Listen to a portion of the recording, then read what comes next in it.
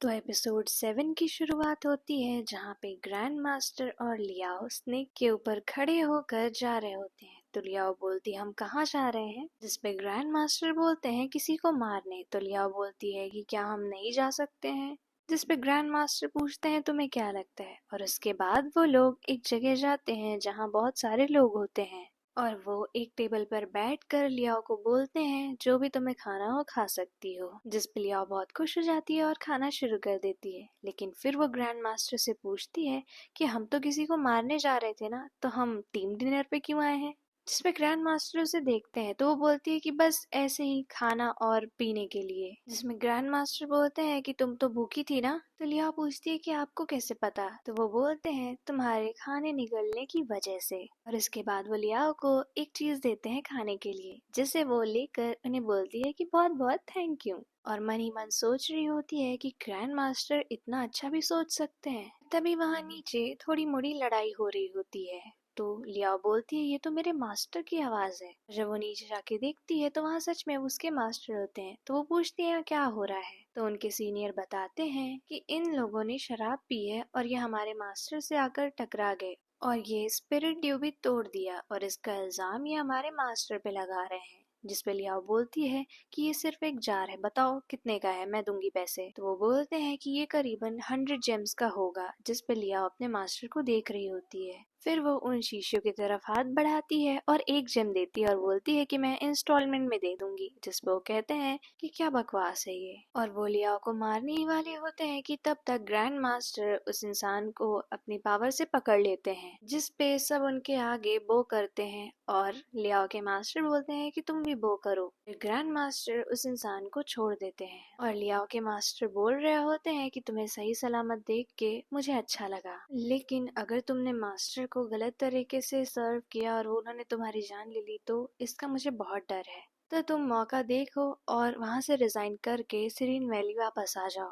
तब तक वहाँ ग्रैंड मास्टर आ जाते हैं और बोलते हैं कि तुमने लियाओ को भेजा था मुझे सर्व करने के लिए और तुम डिसीजन ले रहे हो मुझसे बिना पूछे। जिस पे वो माफी मांगते हैं। ग्रैंड मास्टर बोलते हैं कि कहो तुम्हें क्या रिवॉर्ड चाहिए। जिस पे वो बोलते हैं कि कुछ नहीं। तो इस पे ग्रैंड मास्टर उनके ऊपर ट्रुथ स्पेल डालकर पूछते हैं। तो वो बोलते हैं अगर मेरी लियाओ आपको थोड़ा सा भी सर्व करने में गलती कर दे तो उसे प्लीज मारिएगा मत। जिस पे ग्रैंड मास्टर बोलते हैं ऐसा तो हो नहीं सकता। फिर हंसते हैं और बोलते हैं कि मैं तुम्हें 4 स्पिरिट वेन देने को तैयार हूँ। और वहाँ ये सब सोच रहे होते हैं कि अगर इन्हें 4 स्पिरिट वेन मिली तो ये बहुत ही जल्दी ऊपर पहुंच जाएंगे। और वो मास्टर ग्रैंड मास्टर को थैंक यू बोलते हैं। जिसपे ग्रैंड मास्टर बोलते हैं कि हमेशा स्पिरिट वेन मिलना ज्यादा पावर की निशानी नहीं होती है। तुम अभी के लिए वाइट डियर क्लिफ स्पिरिट संभालो, लेकिन ये तुम्हारे लिए वरदान नहीं है। तो सब पूछते हैं ऐसा क्यों है। तो वो बताते हैं कि सिमा क्लैन के लिए वाइट डियर क्लिफ मेडिसिन है, लेकिन बाकी सब के लिए वो जहर है। और अगर तुमने वहाँ से कल्टीवेशन की और तुम यूनिटी मर्ज पे पहुँच के उसके साथ चैनलाइज हुए तो तुम मर जाओगे। और इसके बाद वो लिया को लेके वहाँ से चले जाते हैं और रास्ते में लिया बोल रही होती है कि मैं भी तो यहाँ रहती हूँ, क्या मैं भी मर जाऊंगी। तो वो बोलते हैं कि तुम यूनिटी मर्ज से बहुत दूर हो। तो वो बोलती है कि हम तो किसी को मारने जा रहे थे ना। तो जिस पे ग्रैंड मास्टर बोलते हैं कि तुमने इतना खा लिया है कि अगर तुमने खून देखते ही उल्टी कर दी तो मेरा मूड खराब हो जाएगा। जिस पे लियाओ सोच रही होती है कि ये कितने ज्यादा अच्छे हैं, इनका नाम सिमा जाओ नहीं सिमा स्वीटी होना चाहिए। और वो हंस रही होती हैं। तो ग्रैंड मास्टर पूछते हैं तुम क्यों हंस रही हो। तो वो बोलती है कि आप कितने अच्छे हैं, लेकिन तब तक वो बोलते हैं चुप हो जाओ। तो वो चुप हो जाती हैं। वहीं दूसरी तरफ हेवन पैलेस में एक आदमी अपने मास्टर को बता रहा होता है जो भी सिमा जाओ ने वहाँ कहा। पूछता है कि आप कौन सी रैंक पे हैं। तो वो बताते हैं यूनिटी मर्ज। तो वो बोलता है कि क्या आपने उसके साथ चैनलाइज किया। तो वो बोलते हैं कि नहीं अभी तक तो नहीं। जिसपे वो बोलते हैं क्या सिमा जाओ सिर्फ मजाक कर रहा है। तो वो बोलते हैं कि अगर ग्रैंड मास्टर जान गए हैं कि हमने वाइट डियर क्लिफ की वेन चुराई और सीक्रेटली उससे कल्टीवेशन किया तो वो हमें मार भी तो सकते थे, क्योंकि वो तो बिल्कुल भी नहीं हिचकिचाते हैं किसी को मारने से। जिसपे वो मास्टर से बोलते हैं कि हमें अभी क्या करना चाहिए। कुछ हाई लेवल शिष्य हैं जिन्होंने अभी वॉइड फोर्ज में कदम रखा है। अगर ये बात सच है तो उनके ऊपर ये असर दिखने लगेगा, तो हमें उन्हें रोकना चाहिए। जिसपे मास्टर बोलते हैं कि नहीं, इस बात को फैलाओ नहीं। अगर सिमा जाओ सच बोल रहा है तो वो लोग मेरे सब्जेक्ट की तरह काम करेंगे। और उसके दूसरे सीन में सिमा जाओ हेवन पैलेस में आते हैं और एक शीशे के सामने बैठे होते हैं, जिसपे वो बोलते हैं कि आप रुकिए, मैं मास्टर को बुला के लाता हूँ। लेकिन तब तक वो दरवाजा बंद कर देते हैं। और दूसरे सीन में ये दिखा रहा होता है कि जो मास्टर होते हैं उन्हें दूसरे शिष्य बता रहे होते हैं कि ये लोग व्हाइट फोर्ज में थे, लेकिन ये सब पागल होते जा रहे हैं। जिस पे मास्टर सोचते हैं कि सिमा जाओ सच बोल रहा था। अब क्या करना चाहिए हमें? मैं जल्दी से जाके मास्टर शी से मिलता हूँ। उसके बाद मास्टर टियान मास्टर शी से मिलने जाते हैं और बोलते हैं कि अब आप ही हमें बचा सकते हैं। जिस पे मास्टर शी बोलते हैं कि मैं जरूर आपकी मदद करूंगा, आप वापस जाइए और मेरे न्यूज आने का इंतजार करिए। और मैं तुरंत ही व्हाइट डियर क्लिफ जाता हूँ। और वहीं ग्रैंड मास्टर मिस्टर स्नेक से पूछ रहे होते हैं कि टियान कहाँ है। वो बताते हैं कि वो आज सुबह ही मास्टर शी से मिलने गया था। जिसमें ग्रैंड मास्टर बोल रहे होते हैं कि मास्टर शी जरूर मेरे पास आएंगे उसके लिए भीख मांगने। और फिर वो जा रहे होते हैं तो वो मिस्टर स्नेक बोलते हैं कि हमें टिंग्यान को भी लेके चलना चाहिए। जिसपे वो बोलते हैं कि लियाओ डेमन रियल्म की स्पाई है, फिर भी खून और बॉडीज देख के डर जाती है। जिसपे मिस्टर स्नेक बोलते हैं कि डर तो मुझे भी लगता है। जिसपे वो बोलते हैं कि तुम मेरे साथ इतने सालों से हो फिर भी इल्यूजन समझ नहीं पाए। तो मिस्टर स्नेक बोलते हैं कि इसका मतलब हेवन पैलेस के वो शिष्य पागल नहीं हुए, आपने बस वहाँ पे एक छल बना दिया है। और वहीं दूसरी तरफ टियान जब वापस आते हैं तो देखते हैं वहाँ कोई नहीं है। एक शिष्य उनके पास आता है और उन्हें मारने की कोशिश करता है और बोलता है अगर आपने वो वेन नहीं चुराई होती तो हम सब के साथ ऐसा नहीं होता। और टियान उस शिष्य को मार देते हैं। तब तक पीछे देखते हैं तो वहाँ ग्रैंड मास्टर होते हैं। उसके बाद टियान उनसे अपनी जान की भीख मांग रहे होते हैं। ग्रैंड मास्टर बोलते हैं कि मैं तुम्हें क्यों छोड़ूं। इसके बाद टियान बोलते हैं ऐसा क्या करूं जिससे आप मुझे छोड़ दें। तो ग्रैंड मास्टर बोलते हैं कि खुद को मारो, अगर मैं सेटिस्फाई हुआ तो मैं तुम्हें छोड़ दूंगा। लेकिन टियान अपने आप को बहुत ही कम मार रहे होते हैं। जिस पे ग्रैंड मास्टर उन्हें मारते हैं और उनकी पूरी पावर सही सलामत होती है तो टियान भी उनका बचाव कर रहे होते हैं। और उसके बाद ग्रैंड मास्टर वही नेल्स निकालते हैं जो टियान की वजह से उनकी बॉडी में थे। इस पे टियान बोल रहे होते हैं कि मेरे पास स्पिरिट फायर की प्रोटेक्शन नहीं है, मैं इसके दर्द से मर जाऊंगा। पर ग्रैंड मास्टर बोलते हैं कि मैं पावरफुल था, इसका मतलब ये नहीं कि मुझे इसका दर्द इतने सालों तक सहना पड़ा। और फिर ग्रैंड मास्टर उनके सीने में वो सारे नेल डाल देते हैं, जिसकी वजह से वो एक पल में ही मर जाते हैं। वहीं मास्टर शी को पता चलता है कि टियान मर गए उनके बेटे के द्वारा। तो वो बोल रहे होते हैं कि मैंने ग्रैंड मास्टर का इंतजार पूरे आधे दिन तक किया पर वो आए ही नहीं। और अब बिना कुछ कहे उन्होंने टियान को भी मार दिया। जिसमें उनका बेटा बोलता है कि अगर बाकी लोगों को ये पता चला कि हम टियान की जान बचाने में नाकाम रहे तो हो सकता है कि वो आगे से हमारे ऑर्डर्स भी ना माने। जिसपे मास्टर शी बोलते हैं कि ये एक वार्निंग है जो ग्रैंड मास्टर ने हमें दी है। जिसपे उनका बेटा बोलता है क्या उसे हमारे प्लान के बारे में पता चल गया है। जिसपे मास्टर शी बोलते हैं कि अगर उसे ये पता चल गया है तो सिर्फ हम नहीं पूरा जेंजिंग पैलेस भी बर्बाद हो जाएगा। तो मुझे लगता है अभी उसे इस बारे में कुछ नहीं पता है। दूसरी तरफ ग्रैंड मास्टर और मिस्टर स्नेक बात कर रहे होते हैं कि मास्टर शी ने सभी पैलेसेस के हेड को बुलाया है, लेकिन क्यों? तो ग्रैंड मास्टर बोलते हैं कि या तो मुझे वापस से सील करने के लिए या फिर मुझे मारने के लिए। तो मिस्टर स्नेक कहते हैं उनके अंदर इतनी हिम्मत है कि आपको मारे। ग्रैंड मास्टर बोलते हैं कि वो मुझे सील करना चाहे तो उसकी कल्टीवेशन काफी ज्यादा टेरिफाइंग होनी चाहिए, लेकिन अगर वो मुझे मारना चाहता है तो उसका मोटिव काफी इंटरेस्टिंग लगता है। वहीं दूसरी तरफ सारे मास्टर्स एक साथ होते हैं और बात चल रही होती है कि टियान मर गया। तो उनमें से एक मास्टर बोलते हैं हमें इन्हें वापस सील करने की तैयारी करनी चाहिए। जिसपे मास्टर जिंग बोलती है कि हमारे एक मास्टर मर गए और एक अभी बहुत ही नई नई है, यानी ये रूलिंग हम इतने ज्यादा ताकतवर नहीं है कि उन्हें सील कर सकें। जिसपे मास्टर शी बोलते हैं कि जिस तरह हालात हैं इस बार मैं अपनी भी पावर देने के लिए तैयार हूँ। तो इसमें मास्टर जिंग बोलती हैं कि मास्टर शी की पावर के साथ ये मुमकिन होगा, इसके लिए सब सहमत हैं। तो सब हाँ में सर हिलाते हैं, लेकिन ये रूलिंग कुछ नहीं बोलती है। तो जिंग पूछती है कि तुम्हारा क्या ख्याल है। ये रूलिंग मन ही मन सोच रही होती है अगर वो सील हो गया तो मुझे उसे मारने में और दिक्कत होगी। तो वो कहती है कि मास्टर युआन आप कुछ कहना चाहते हैं। जिसपे मास्टर युआन कहते हैं हमें इसके बारे में और सोच लेना चाहिए क्योंकि उसे सील करने में हमारी पावर और हमारे बहुत ज्यादा शिष्य भी मारे जाएंगे। तो क्या ये वर्थ इट होगा?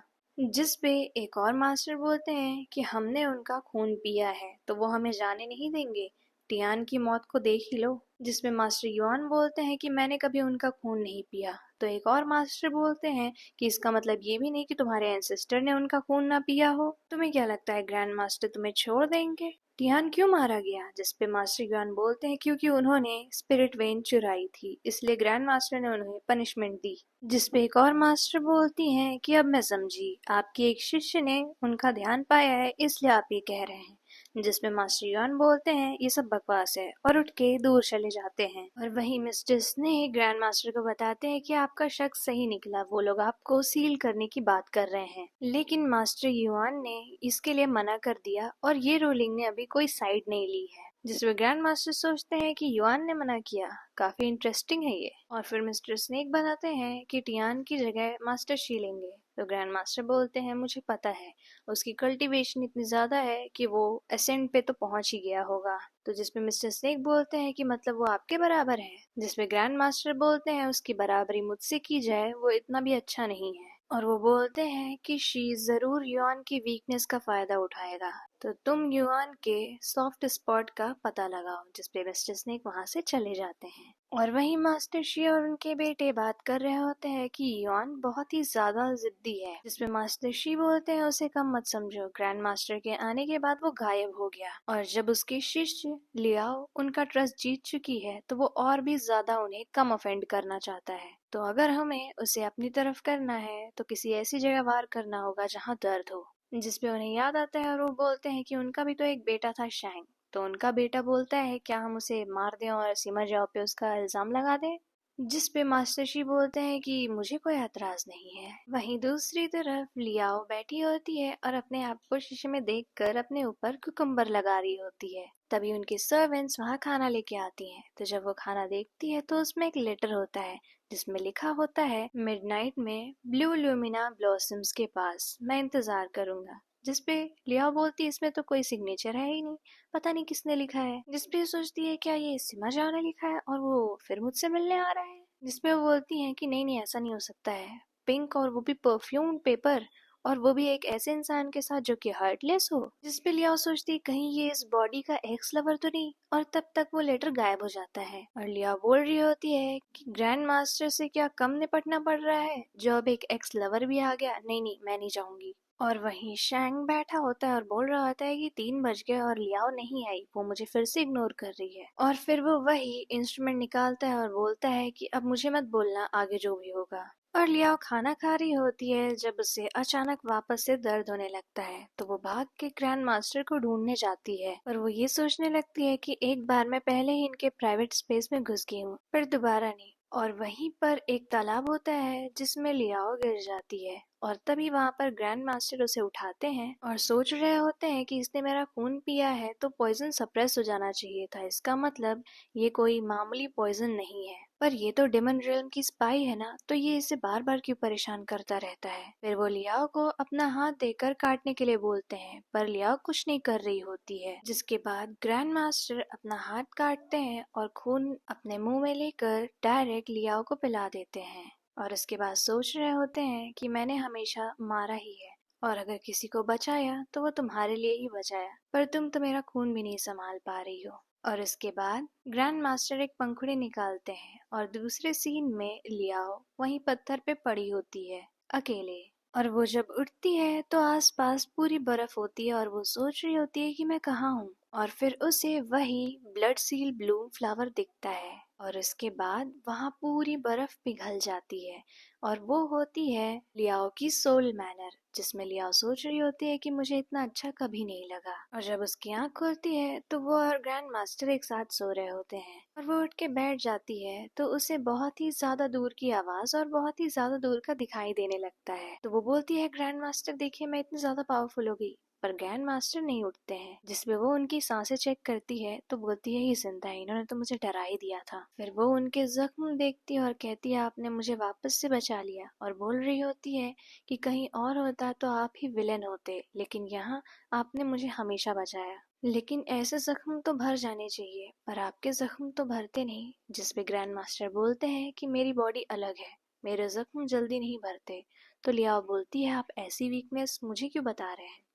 तो बोलते हैं कि छोटे मोटे जख्म से मेरा क्या होगा। तो जिस पे लियाओ बोलती है कि इतने ज्यादा जख्मी होने के बाद भी आप कूल किंग का एक्ट कर रहे हैं। तो वो बोलते हैं ये क्या होता है? तो बोलती है कि कोई आपके जैसा। जिस पे ग्रैंड मास्टर बताते हैं कि तुमने मेरा खून पिया और ब्लड सील ब्लूम भी खाया। और उसके बाद ग्रैंड मास्टर उसके पर्ट्रेट्स पे लगा के पूछते हैं कि क्या तुम मुझे मारना चाहती हो? तो बोलती है नहीं। तो वो बोलते हैं क्या तुम्हें और ब्लड सील ब्लूम चाहिए? तो वो बोलती है नहीं। फिर वो बोलते हैं क्या तुम मुझे छोड़ के जाना चाहती हो? तो वो बोलती है नहीं। फिर सोचती है कि क्या लास्ट वाले का जवाब भी नहीं था। उसके बाद वो अपनी कल्टीवेशन पावर से बहुत ज्यादा इधर उधर घूम रही होती है। तो ग्रैंड मास्टर उसे वापस ले आते हैं और बोलते हैं कि ये स्पिरिट सेंस था, इसे ऐसे ही यूज मत करना क्योंकि बाहर बहुत सारे लोग हैं जो तुम्हें मार सकते हैं। फिर वो अपनी और पावर्स यूज करती है और कुछ खाने की कोशिश करती है, लेकिन ग्रैंड मास्टर बार बार उस स्पेल को ब्लॉक कर देते हैं और हंस रहे होते हैं। और यहीं पे एपिसोड 7 एंड हो जाता है।